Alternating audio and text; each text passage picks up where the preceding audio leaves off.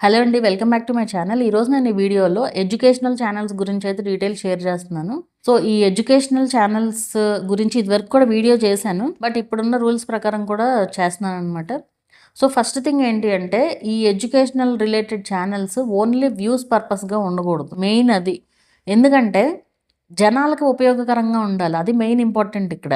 అంటే ఇప్పుడు ఒక వీడియో పెట్టాము అంటే ఏదో మన కోసం మనం పెట్టుకోకూడదు, మనకు డబ్బులు రావాలని. జనాలకు ఉపయోగపడే విధంగా ఉండాలన్నమాట. ఎడ్యుకేషన్ రిలేటెడ్ కదా అది. అండ్ ఇంకోటి, వీటిల్లో మెయిన్గా ఫాలో అవ్వాలి. ఇది ఫాలో అవ్వాలి. ఏది ఆ టైంలో ఏవైతే ఎగ్జామ్స్ ఉంటాయో వాటి రిలేటెడ్గా ఫాలో అయితే బెటర్ అనమాట. అంటే మీరు చేసే టైప్ ఆఫ్ కంటెంట్లో, అంటే ఇప్పుడు చాలా రకాల జాబ్స్ రిలేటెడ్ నోటిఫికేషన్స్ ఇవన్నీ చాలా ఎగ్జామ్స్ ఉంటాయి కదా. సో వాటి రిలేటెడ్గా అవి ఏ టైంలో ఎగ్జామ్స్ ఉంటాయో 3-4 నెలల ముందు నుంచి ఎక్కువ సెర్చ్ చేస్తూ ఉంటారు జనాలు. సో అప్పుడు పెట్టారనుకోండి, మంచి గ్రోత్ ఉంటుంది అనమాట. ఒకటి. ఇంకోటి, ఈ క్వశ్చన్స్ ఏవైతే ఉంటాయో క్వశ్చన్ అండ్ ఆన్సర్స్ ఎక్స్ప్లెయిన్ చేయడానికి చూస్తారు చాలా మంది. సో అలాంటివి మీరు డైరెక్ట్గా బుక్ చూపించేసి పెట్టకూడదు. ఎప్పుడైనా సరే మీరు డైరెక్ట్ బుక్ కాకుండా క్వశ్చన్ ఏదైతే ఉందో అది తీసుకుని మీరు టెక్స్ట్ లాగా రాసి పెట్టుకోవడం బెటర్. అండ్ ఇంకోటి, వీడియోస్ అన్నీ కూడా మళ్ళీ అదే విధంగా ఒక టెక్స్ట్ పెట్టేసి అలా ఉండకూడదు. వీలైనంత వరకు మీరు కనిపిస్తూ చేయడానికి ట్రై చేయండి.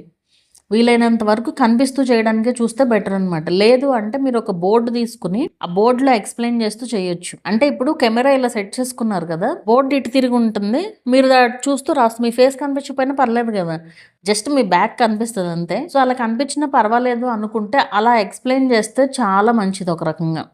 అండ్ చూసే వాళ్ళు కూడా మంచిగా కనెక్ట్ అవుతారు. అండ్ ఇంకోటి ఏంటంటే, కంపారిటివ్గా అన్ని ఛానల్స్తో కంపారిటివ్గా ఎడ్యుకేషనల్ ఛానల్స్కి తక్కువ ఆర్పిఎం ఉంటుంది. అండ్ ఎందుకంటే వ్యూస్ తక్కువ ఉంటాయి కదా, వ్యూస్ తక్కువే ఉంటాయి, రికమెండేషన్స్ కూడా తక్కువే ఉంటాయి ఎడ్యుకేషనల్ ఛానల్స్కి. అఫ్కోర్స్ వ్యూస్ వచ్చే ఛానల్స్ కూడా చాలా ఉంటాయి.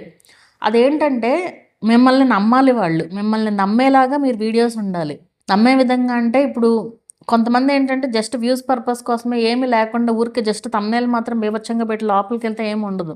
అది నమ్మకం పోద్ది వాళ్ళకి. ఇంకోసారి చూడను కూడా చూడరు అనమాట వీడియోస్. ఎప్పుడైనా చూసే ఆడియన్స్ నమ్మకం గెలుచుకోవడం అనేది క్రియేటర్ లక్షణం. అండ్ ఇంకోటి ఏంటంటే, ఎడ్యుకేషనల్ ఛానల్స్లో మెయిన్గా మ్యూజిక్ ఇవ్వకూడదు. ఇమేజెస్తో మ్యూజిక్ కానీ లేదా టెక్స్ట్తో మ్యూజిక్ కానీ అసలు ఇవ్వకూడదు. ఎప్పుడైనా సరే వాయిస్ ఓవరే కంపల్సరీ ఉండాలి. అండ్ ఇమేజెస్ కూడా చాలా రూల్స్ ఉన్నాయి. ఒక వీడియోలో యూస్ చేసిన ఇమేజ్ని ఇంకో వీడియోలో యూస్ చేయకూడదు.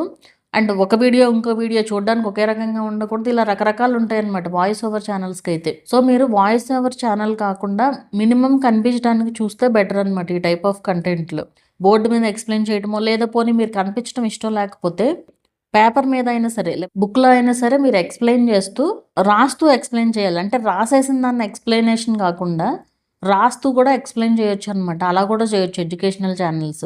బుక్ చూపిస్తూ మాత్రం అస్సలు ఎక్స్ప్లెయిన్ చేయకుండా, అది ఏ బుక్ అయినా సరే జస్ట్ బుక్ చూపిస్తూ ఎక్స్ప్లెయిన్ చేస్తే అది రీయూజ్డే అవుతుంది. ఎక్కువగా స్కూల్లో పిల్లలతో చేపించే వీడియోస్లో ఎక్కువగా ఇట్లా పెడుతూ ఉంటారు జనరల్గా. సో అదేంటంటే జస్ట్ పేజెస్ తిప్పుతూ ఎక్స్ప్లెయిన్ చేస్తారు, అక్కడ వాయిస్ ఓవర్ ఉంటుంది.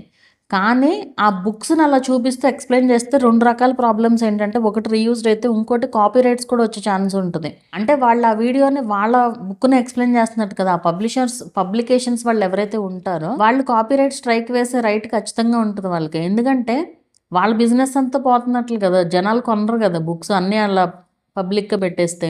షార్ట్స్ అయినా లాంగ్ వీడియోస్లో అయినా ఏవైనా సరే మీరు ఒకటే రూల్స్ ఫాలో అవ్వాలి. లాంగ్ వీడియోస్లో పెట్టిన సేమ్ వీడియోస్ షార్ట్స్లో పెట్టకూడదు, షార్ట్స్లో పెట్టిన సేమ్ వీడియోస్ లాంగ్ వీడియోస్లో పెట్టకూడదు. ఇవి కూడా మెయిన్ ఇంపార్టెంట్ అనమాట. ఈ రూల్స్ అన్నీ ఫాలో అయితే ఖచ్చితంగా మానిటైజేషన్ అనేది అవుతుంది.